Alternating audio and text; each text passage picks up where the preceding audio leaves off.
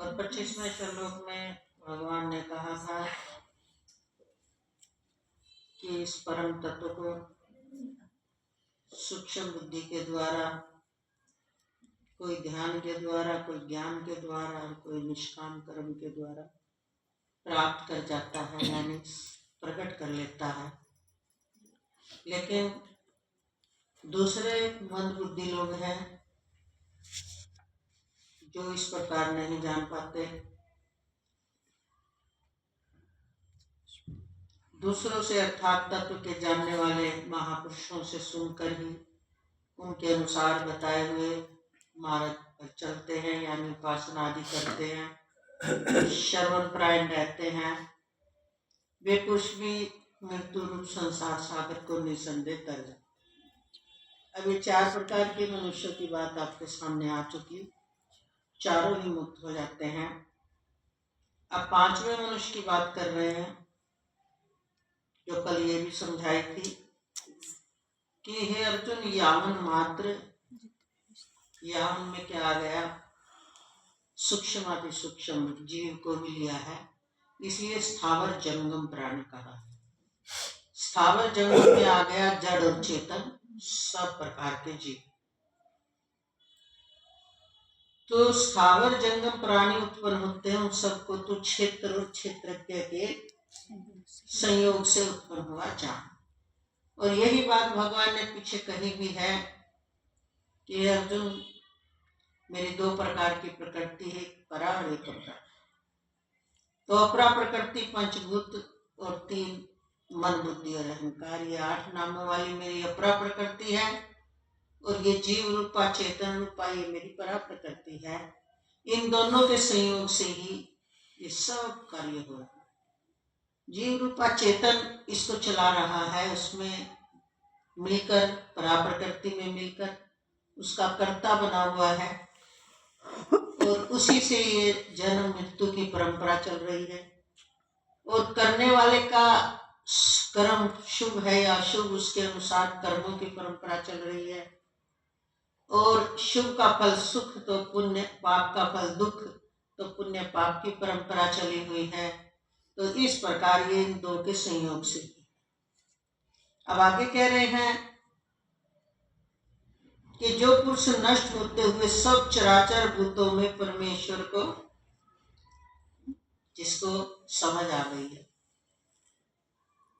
सूक्ष्म बुद्धि वाला, महापुरुषों के संसर्ग में रहकर श्रवण करने के बाद जिसको ये बात समझ में आ गई है कि जितने भी सब चराचर भूत प्राणी है, परमेश्वर को इनमें तो नाश रहित जान।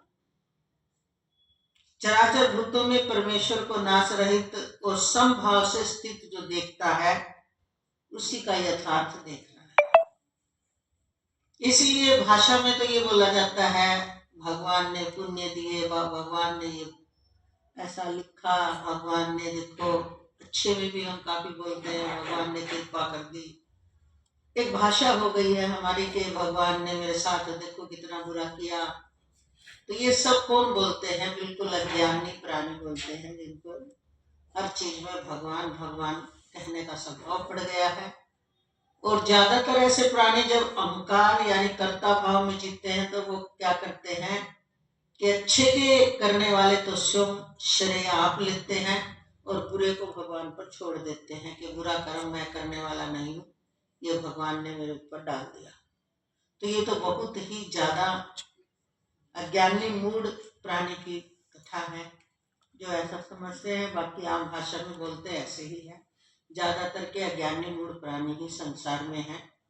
लेकिन यहाँ भगवान के बारे में क्या कहा गया कि वो नाश रहित और समभाव से स्थित है, और ना किसी के कर्म को करवाने वाला है, ना किसी के कर्म को देने वाला है।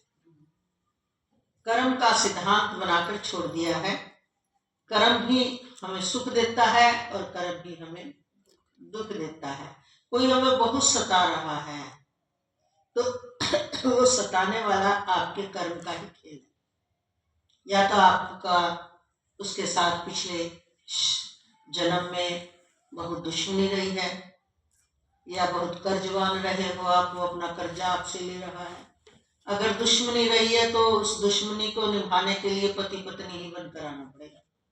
अब जो पति पत्नी एक छत के नीचे रहते हुए, बिल्कुल नजदीक रहते हुए भी लड़ते रहते हैं, या पत्नी कितनी अच्छी हो फिर भी पति उसको सताता ही रहता है, या पति कितना अच्छा हो पत्नी उसको सताती ही रहती है, तो ये सब पीछे के कर्म का ही लेख जोख है। तो कर्मों का लेख जोख जो है वही रिश्ते बनाता है, इसलिए हमें कर्मों से बहुत बचना चाहिए। अब नए कर्म बनाने में बहुत सावधान होना चाहिए, क्योंकि जन्मना मरना कर्म के अधीन है।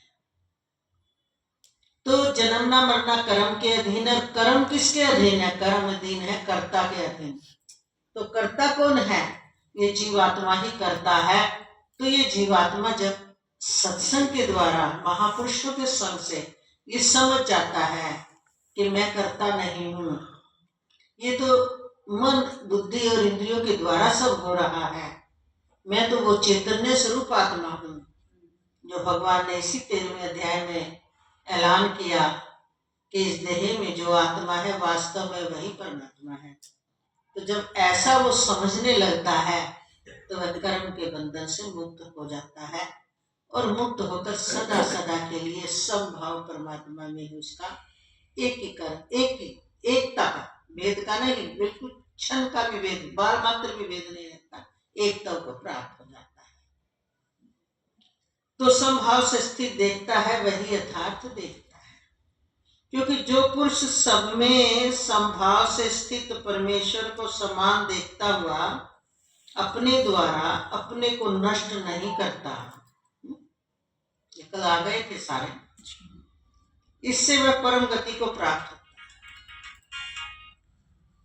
क्योंकि जो पुरुष सब में समभाव से स्थित किसको देखे? पहले परमेश्वर को समान रूप से देखता हुआ अपने को नष्ट नहीं करता। अपने को हम कैसे नष्ट करते हैं? हम भगवान को नहीं देख पाते, हम अपने कर्म के अनुसार किसी को अपना प्यारा और किसी को अपना द्वेषी देखते हैं। हम मोह के वश पाप करने वाला जो अगर वो हमारा है, उस मोह के वश उस पापी का भी समर्थन करते हैं और उसको भी गले से लगाए रखते हैं। ये हमारे नए कर्म बनने का कार्य चल रहा है।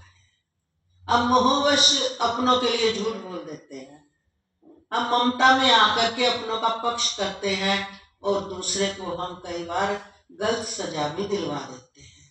ये सब नए कर्म बनाने की आपकी कर्म प्रणाली चल रही है। हम मोहवश अपने की साइड ले लेते हैं, तो जब हमें पता है कि मेरा बच्चा या मेरे माता पिता या मेरा भाई बहन कैसे है, हम फिर भी बोल देते हैं कि मेरा बालक है, क्या हुआ। ये सब नए कर्म बनाने की ही प्रणाली है। इसलिए हमें यथार्थ देखने का स्वभाव बनाना चाहिए, और जहां हमें दिखाई दे कि मेरे बालक का कसूर है, तो अगर हो तो दूध का दूध और पानी का पानी कर देना चाहिए। अगर आप ऐसा करने में सक्षम नहीं हो तो उससे हट जाना चाहिए।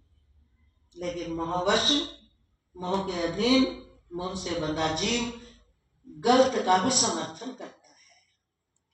यही नए कर्म उसके और पक्के हो जाते हैं, और यही आम व्यक्ति ज्यादा संसार में इसी प्रकार के लोग हैं। छोटे से भी एग्जाम्पल में, पति पत्नी, आपके घर में आपका पुत्र किसी विवाह करा के लाया है, पत्नी आपके घर में यानी पुत्र वधू आई है, और पुत्र का आपको पता है पहले इसमें 10 तरह के दोष हैं। अब पुत्र वधू आ गई है, चाहे इसमें दोष भी नहीं है, अब वो तो परेशान होगी ना। अब जब वो परेशान होती है तो आप अपने पुत्र के दोष छुपा करके उस पुत्र वधू को ही दबाने की कोशिश करते हैं, और उस पर नाजायज बोलते हैं कि नहीं मेरा बेटा तो ठीक है, तू ही इसको बिगाड़ रही है, मेरा बेटा तो अच्छा है, मेरा बेटा तो अच्छा है। तो ये सब आप पाप योनि में जाने की तैयारी कर रहे हैं, ये आपको बता दें। पाप योनि नहीं तैयार होगी, जो कि मोहवश आपको दिखाई नहीं देती। इसलिए हमें क्या करना चाहिए? कभी भी गलत का समर्थन नहीं करना चाहिए। कुछ दिन के लिए संबंध बने हैं, जाने वाले हम सब मुसाफिर।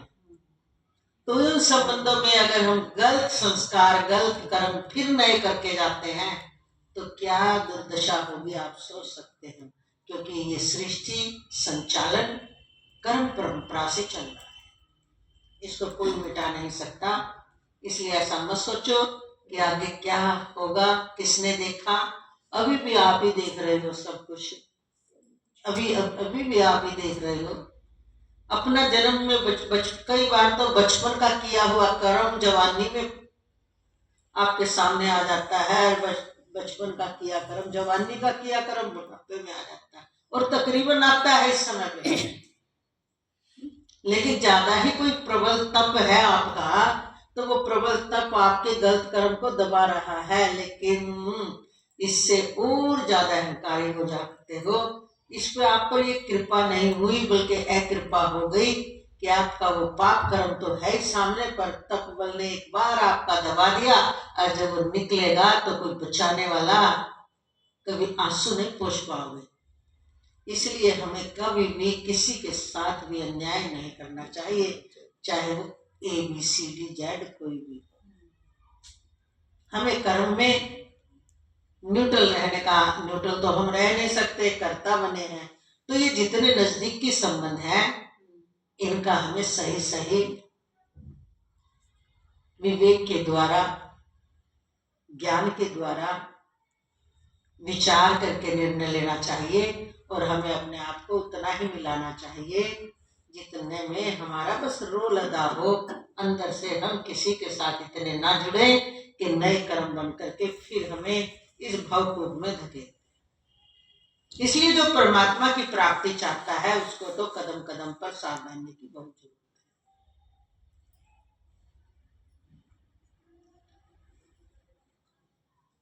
है। तो जो पुरुष सब में संभाव से स्थित परमेश्वर को समान देखता हुआ अपने द्वारा अपने को नष्ट नहीं करता, ये है नष्ट न करने का तरीका जो आज हमने आपको बताया। इससे वह परम गति को प्राप्त होगा, क्योंकि आपने अपने कर्मों में सुधार कर लिया और आप श्रवण मनन करने लगे, सत्संग से जुड़ गए, तो नए कर्म गलत बनाने आपने बंद कर दिए, ममता के धागे को आपने तोड़ दिया और आप वही करते हो अब जो आपका धर्म युक्त कर्तव्य बनता है। धर्म से बाहर ममता के वश होकर के आप उस कर्तव्य को नहीं करते। ममता बहुत गलत करवा देती है, अंधा बना देती है, ना कहने योग्य काम भी आपसे करवा देती है।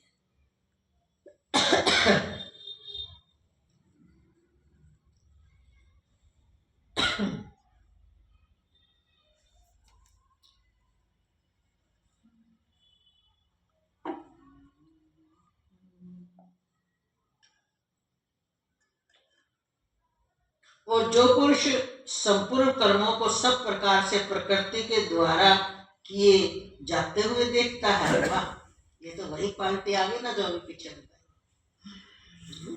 यही है वास्तव में विवेक कि जो कुछ भी हो रहा है पंचभूत और 3 गुणों से हो रहा है। और किस में घट रहा है? अंतःकरण और इंद्रियों द्वारा हो रहा है। ये करने के क्या है? कर्म। कर्म कौन किसे बोलते हैं? औजारों को।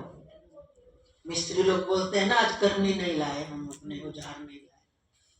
तो जो पुरुष संपूर्ण कर्मों को सब प्रकार से प्रकृति के द्वारा ही किए जाते हुए देखता है और आत्मा को क्या देखता है? आत्मा कौन? स्वयं का स्वरूप अकर्ता देखता है, वही यथार्थ देखता है, वही यथार्थ। जिस क्षण ये पुरुष भूतों के पृथक पृथक भाव को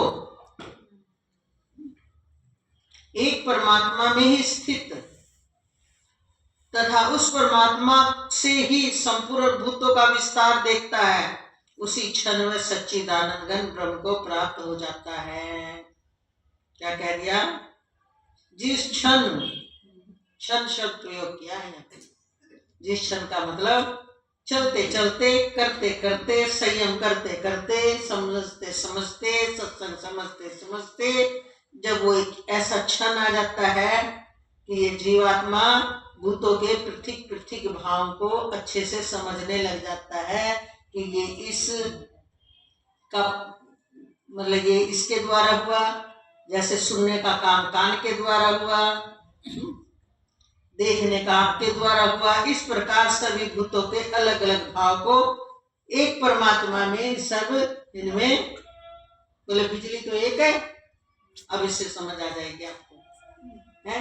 ये जो अलग अलग यंत्र है ना, इनके अलग अलग भाव हैं। पंखे का भाव क्या है? हवा देना। अब लट्टू में फिट बिजली तो वो समान है दोनों में, वो प्रकाश देना। इससे आपको समझ आ गई होगी।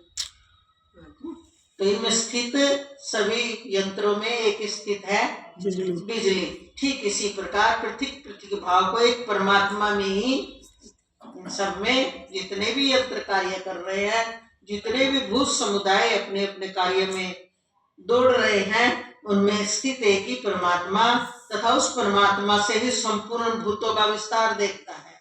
ये बोले सब उसी का है। एक मिट्टी से बने कई तरह के खिलौने, एक उसी का विस्तार है।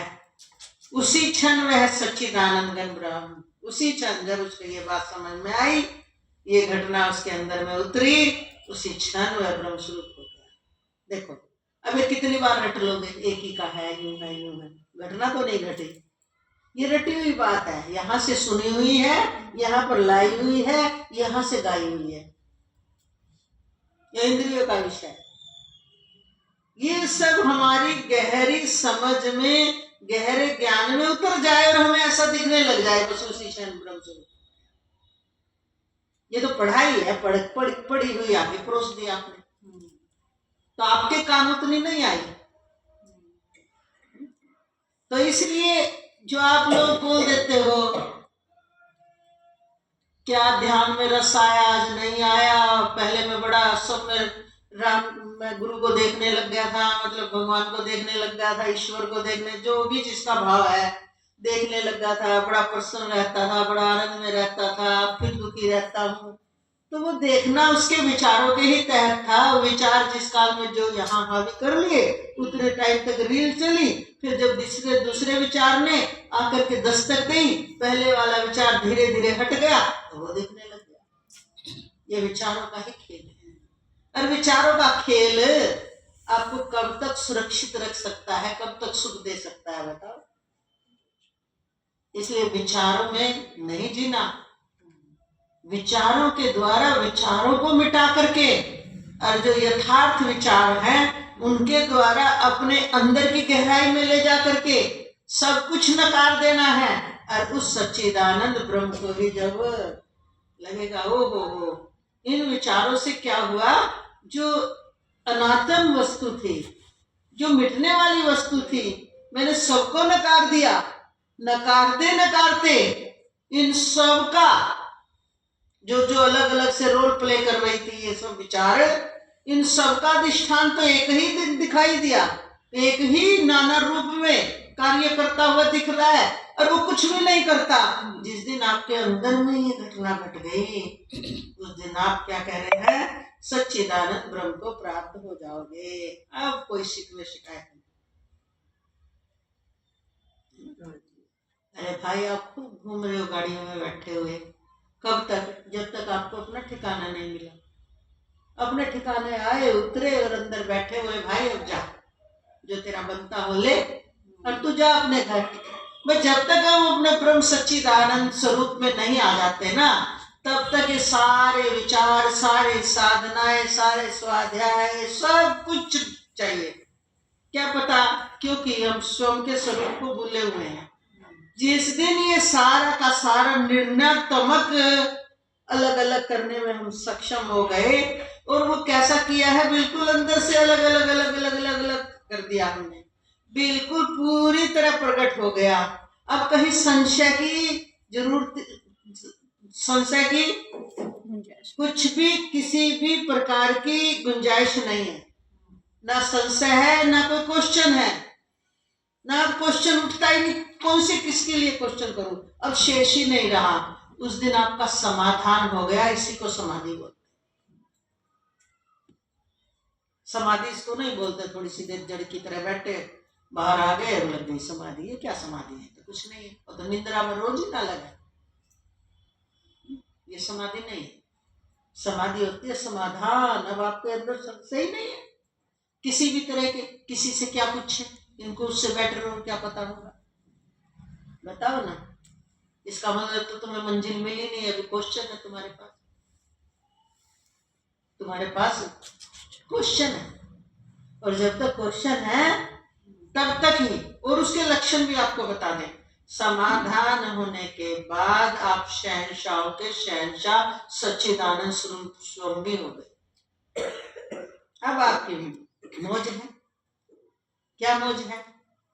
भगवान ने कहा है, इसमें तो आया नहीं अभी, पहले तो आता था गीता जी में कि जब किसी को पूरा जल का स्रोत मिल जाता है तो कुआं बावड़ी और नल से कितना संबंध रह जाता है कि नल का पानी पिया जाता है, कुएं का पानी पिया जाता है, बावड़ी तालाब आदि में कपड़े धोए जाते हैं, पानी नहीं पिया जाता। लेकिन समुद्र वत जलाशय मिलने से उसमें सारे ही काम हो जाते हैं।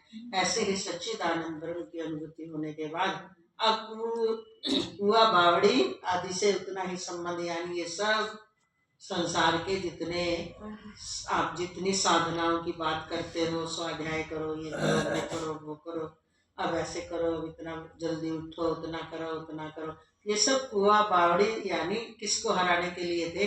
अपने इन विचारों के द्वारा उन विचारों को भगाने के थे, जो विचार हमारे अज्ञानता के बहुत पुंज लिए हुए बैठे हैं, जो संशय पर संशय, क्वेश्चन पर क्वेश्चन पुटअप करवाते रहते हैं। जिस दिन आपके अंदर में ये सब समाधान होता चला गया तो आपका ब्रह्म स्वरूप स्रोत्र फूट गया।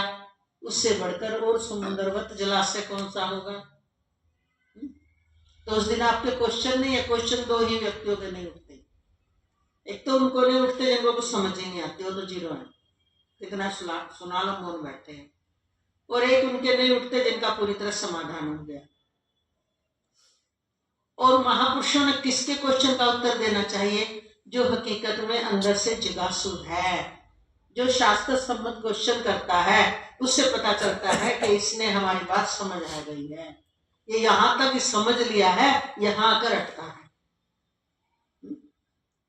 यहां तक इसकी समझ आ गई, यो पॉइंट इसका अटका है, तो उसको क्वेश्चन करने की भी जरूरत नहीं होती, उसको सत्संग में समाधान मिल जाता।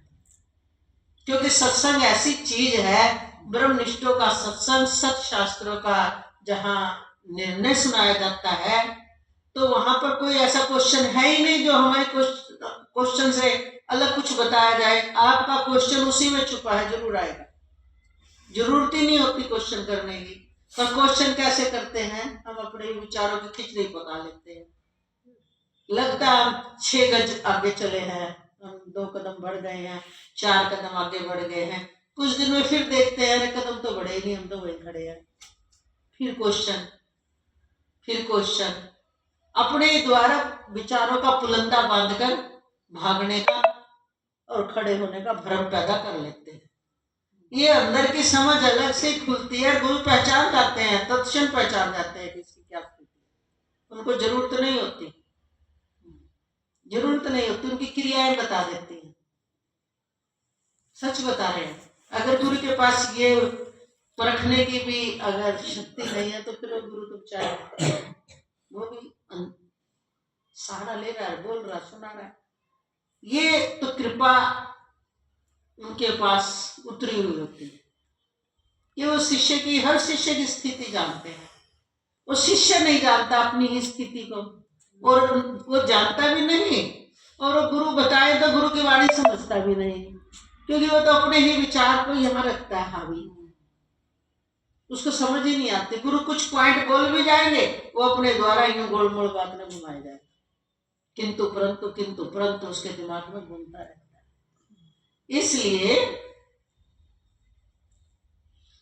अधिकारी बनने के लिए हमें नियम से स्वाध्याय करना, नियम से सत्संग में आना, फिर उन पर चलना, गुरु की शरण में आकर गुरु के वाक्यों के अनुसार जीवन बनाना। मतलब जीवन क्या बनाना, बाहर का जीवन नहीं, अंदर का बनना होता है। अंदर की समझ जब निकल जाती है तो जो मान्यताएं हैं, जो संस्कार है, मोह है, आसक्ति है, इन पर जाकर चोट लगती है। और जब इन पर चोट लगती है तो ये अपने आप डहने लगते हैं। किसी क्रियाओं से आज 8 दिन का व्रत कर लिया, 9वें दिन खाओगे नहीं, कि जो 8 दिन की कमी है ना वो बोलते 2 महीने में पूरी होगी। नहीं, हमने बहुत देखा जैन धर्म में 8 दिन की जैन धर्म में सिर्फ जल के ऊपर, जल पी सकते हो, जल भी किसी मीठा कुछ नहीं, गर्म उबला हुआ जल ठंडा करके पी लो 2 बार 3 बार, सूर्य निकलने के बाद, सूर्य छिपने से पहले जल भी तब। 8 दिन कितना मुश्किल है, कहने में आसान है। 8 दिन तो कमजोरी तो बॉडी में आएगी ना।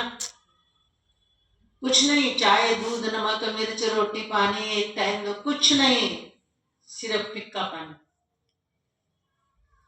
अब वो आ गई बॉडी में, उस टाइम तो निकाल गए टाइम, अब वो कमजोरी की भरपाई होने में कितना टाइम लगेगा, बहुत टाइम लगता है। हमारे शरीर की बड़ी बहन ने 1-1 महीने के 2 बार किए थे ऐसे, 1-1 महीने नहीं, केवल जल पी के नहीं, वो एक टाइम ये लेती थी, एक टाइम बस 24 घंटे में एक टाइम फिक्का उबला हुआ चने का पानी। तो किए, देखो कर गई, एक बार ऐसे किए, एक बार उसने शायद एक टाइम 24 घंटे में एक टाइम कुछ भी, मतलब भोजन में थोड़ा सा ऐसे किए हो शायद, हम तो वहां थे नहीं, पर 1-1 महीने के किए। अब बाद में जो उनकी बॉडी में कमजोरी आई, उसकी भरपाई कौन करेगा? उतना ही शरीर बाद में सेवा मांगता है भाई, ये शरीर का धर्म है, जितना इसको आप कमजोर करोगे। और एक रूटीन से ही आप इसको व्रत की तरह देखते रहो, जितनी बॉडी की जरूरत है, ये सही ना चलता रहे। उन व्रतों से क्या लाभ हुआ? 1 महीना भूखे मर करके जो कमजोरी लाए, गुस्सा बढ़ा, आंतड़ियां सूख गई। जब तक समझ नहीं आई तो मान्यताएं तो नहीं बदली, समझ ही नहीं आई, सिर्फ व्रत करने से क्या हो गया? हमने तो उनको पूरे 4 महीने में, 4 महीने का जैन धर्म में चौमासा होता है, शायद उन्होंने 1 महीने ही खाया है। 3 महीने के व्रत, 2 महीने के ऐसे, 1 महीने, और 8-8 दिन के लगातार 8 दिन कर लिया, 2 दिन खोल दिया, फिर 8 दिन, ऐसे 3 महीने तक व्रत किया। हमने तो देखा नहीं, ना कुछ समझ बढ़ी, ना कोई विचार बदले, ना कुछ। अचानक हम चले गए, हमारा सत्संग सुनने के बाद उसका ऐसा भाव जगा, और वो तो सत्संग सुन के ऐसे साष्टांग प्रणाम करके, गुरु जी गुरु जी गुरु जी गुरु जी गुरु जी, मेरे को शरण में ले लो, मुझे शरण में ले लो, मुझे शरण में ले लो। बेहोश हो गई, कमजोरी थी ना। तो क्या रास्ता खोलना चाहिए? सत्संग आपके पुण्य कर्म का, कौन सा पुण्य कर्म? संसारिक पुण्य कर्म नहीं, जो आध्यात्मिक पुण्य पूंजी आपके पास जो सत्संग मिलता है, लेकिन उसका पूर्ण लाभ ना लेकर के जो आप गंवा देते हो, जितने आप बैठे हो, हमारे 2 4 5 चौकों 7 को छोड़ के, या हमारे रिटायरमेंट हो गए हैं उनको छोड़ के, वो तो मजबूरी। बताओ डेली सत्संग में कौन आने का प्रयास करता है? जो डेली आता है, जिसकी लगन है, वो अतिश से मजबूरी में रुकता है, और अतिश से मजबूरी तो वही होती है भाई जो अतिश है, यानी ऐसी मजबूरी के गर्भगृहस्थी का बंधन या शरीर का ऐसा बंधन, और जब वो मुका देखता है, मिलान करता है कि इस समय शरीर में रोग ज्यादा है या मैं सत्संग अटेंड कर सकता हूँ, तो वो ज्यादा अवॉइड करना चाहता है कि मैं सत्संग जरूर जाऊंगा, कोई बात नहीं, शरीर रोग तो चलेगा। ऐसी परिस्थिति, घर की परिस्थिति, क्यों हमें उसी टाइम बाजार जाना पड़ गया, ये करना पड़ गया? इसका मतलब सत्संग में रुचि नहीं है, अभी जगह नहीं है, सोए हुए हो। ये जो सोया हुआ है ना व्यक्ति, इसका मतलब वो उसके पास अध्यात्म पुण्य पुंज नहीं है। नहीं तो इतना बढ़िया मौका मिल करके भी व्यक्ति, हम तो अपना अनुभव जानते हैं। हमें तो जो सत्संग का टाइम होता था ना, और दूर दूर जाना होता था, 4-4 किलोमीटर। हमारे सत्संग पास में नहीं होते, हमारे जो पाँव पे घुंघरू बनते थे, तो हम तैयार है घर छोड़ने की, कहते हो घर छोड़ दे, अभी जो भी कहते हो हम सब कुछ करने के लिए तैयार है। पर नया जन्म, इस जन्म में हम हमें ये पूरी तीव्रतम दृढ़, जैसे हो ना नशा चढ़ जाता है दिमाग में, कोई जिद बना, एक जिद चढ़ गई थी दिमाग में कि हमारा ये आखिरी जन्म, ये हमारा आखिरी जन्म, हमें नहीं माँ के गर्भ में लटके, हम नहीं गर्भ में लटके। जब तो ये जैन धर्म का शरीर होकर 22 वर्षों तक जैन धर्म की साधना करके भी जब हमें नहीं वहां ये बात समझ में आई कि इसी जन्म में मिटने वाला है भव बंध, इसी जन्म में खत्म हो जाएगा। कई संतों से वार्तालाप की हमने, कई संतों को क्वेश्चन किए हमने, उन्होंने कहा पहला देवलोक दूसरा देवलोक नहीं मिलता, आज के समय में तो साधुओं को नहीं मिलता, 26 देवलोक उनके हैं। तो हम हट गए। देख लो, हमने कुछ भी देर नहीं लगाई, 22 वर्षों की साधना एक झटके में छोड़ दी कि नहीं। जब ये कृपा उतरी, सनातन का मार्ग लिया, योग वशिष्ठ पढ़ा और उससे हमारा उत्साह बढ़ा। भागवत जी, गीता जी, शिव पुराण आदि रोज के सत्संग में लगाए, और लास्ट में जब योग वशिष्ठ पढ़ा तो समझ में आया कि करना ही कुछ नहीं, मैं करने वाला हूं ही नहीं, मैं करता हूं ही नहीं, मैं जन्मने वाला नहीं हूं, मैं मरने वाला भी नहीं, मैं कहीं आने जाने वाला नहीं। बड़ी आश्चर्यजनक बात लगी। फिर किसकी तपस्या करूं, किसके लिए साधना करूं? कुछ है ही नहीं। सब बोले बिना हुआ, हे राम जी ये कुछ भी नहीं है एक ब्रह्म के सिवाय। वो ऐसा लगा, उसका रहस्य खुलते ही जैसे वो पूरा हुआ ना, उसके 1 महीने बाद ही ऐसी कृपा उतरी, और 10 महीने बाद आत्मबोध।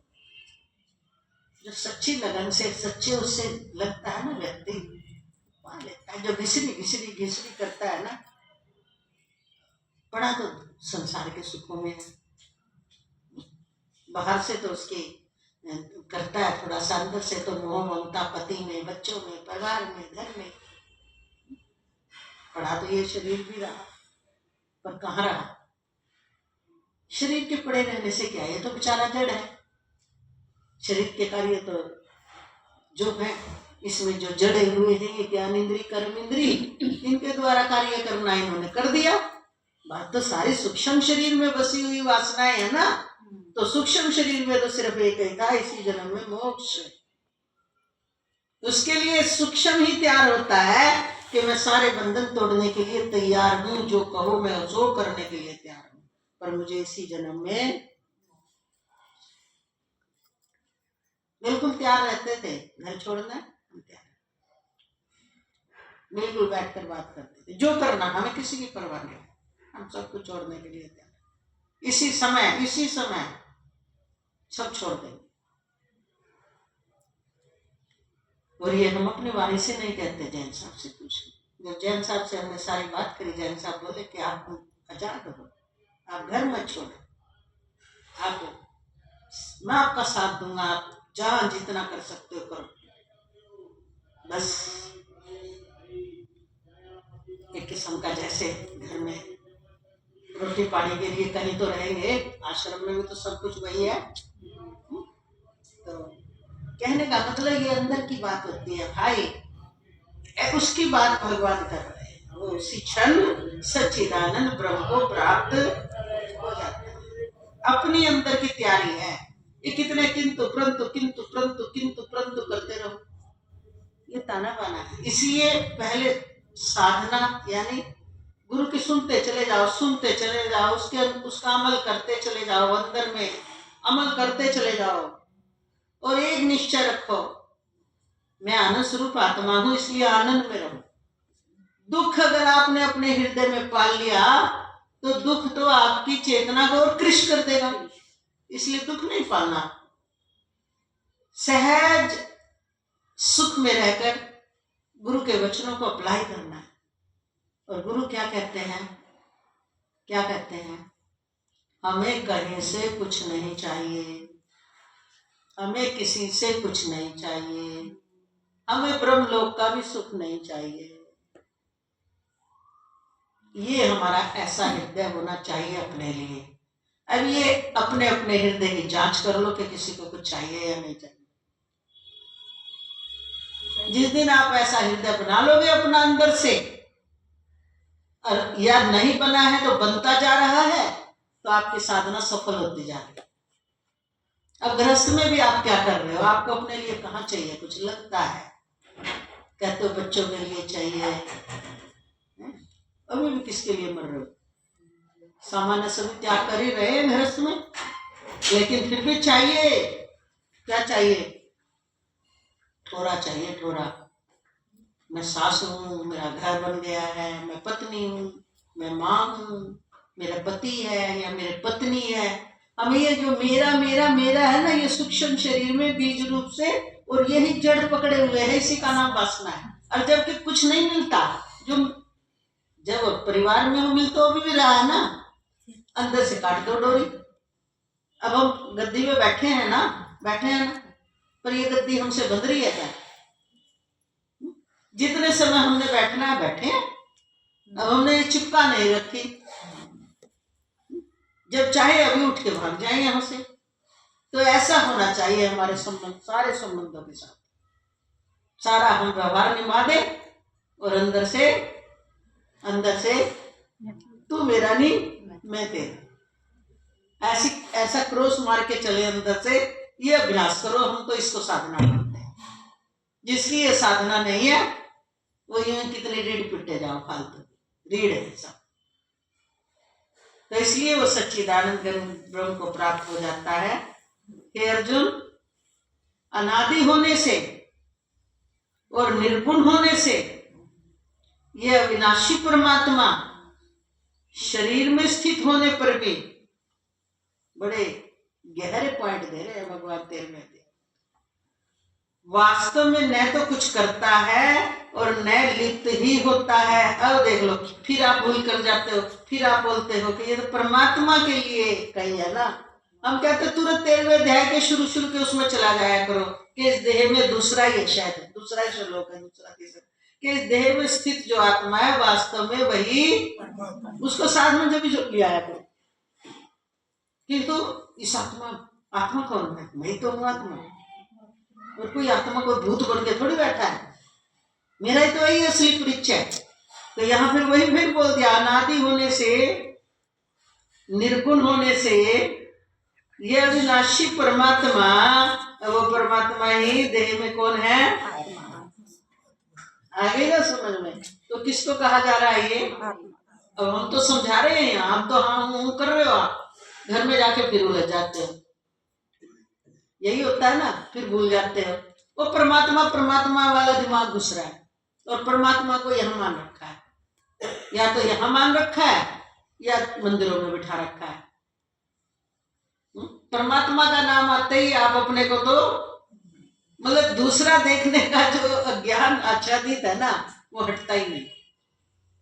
तो परमात्मा की ही वाणी को ले आओ ना। फिर ये वाणी किसकी मानते हो? गीता जी में,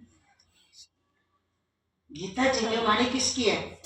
भगवान श्री कृष्ण की। और भगवान श्री कृष्ण कौन है? क्या मानते हो? परमात्मा ही मानते होंगे। तो वो परमात्मा खुद ही कह रहे हैं, अर्जुन इस देह में जो आत्मा है वास्तव में वही परमात्मा है। तो तुरंत इस बात को याद रखोगे तो उलझोगे नहीं। पर क्यों? हमने तो उलझना भी नहीं, सुलझना भी नहीं। हमने तो जो दिमाग में कुछ शब्द जोड़ करके दुनिया वालों से सुना ना, वो परमात्मा जाने, ऊपर वाला सब देख रहा है। प्रभु आप ही करना मेरा उद्धार, मैं तो कुछ नहीं हूँ। ये भी अहंकार का शब्द है, कुछ नहीं हूँ। उस समय बोलना कुछ गर्ज होगी तो दूसरी जगह जाते तो अब बोल, मंदिर के सामने तो करता है वो प्रार्थना, मैं कुछ नहीं हूँ, और बाहर आके बोलते हैं अब बोल तू क्या चाह रहा था, बोल क्या कहा था। मैं दूंगा तेरे ठीक गा, आप बात कर, तो जाने मैं कौन हूं? अरे मैं भगवान से कह रहा मैं कुछ भी नहीं। देखो धोखाधड़ी, अहंकार तो हमारा उतनी देर भी अप्लाई नहीं करने देता कि अभी तूने जो बोला था उस पर स्थित रह जा भाई, पर नहीं रहता। ये मानव की अज्ञानता और अल्प बुद्धि का ही सूचक है। हम तो इसको अज्ञानता और अल्प बुद्धि मानते हैं, और कोई दोष नहीं है। ये इसका एक किस्म का भगवान के साथ भी अनजाने में दम्भ है कुछ भगवान को दिखा, अंदर में कुछ है दिखा, क्योंकि ये भी रटी हुई बातें हैं। तेरा तुझको अर्पण क्या लागे मेरा, ये रटी हुई बात है। वो सब कहाँ थे, हमने भी गा लिया, किताब में था, आती थी, उसमें यही आता है, बोल पड़े। ये तेरा तुझको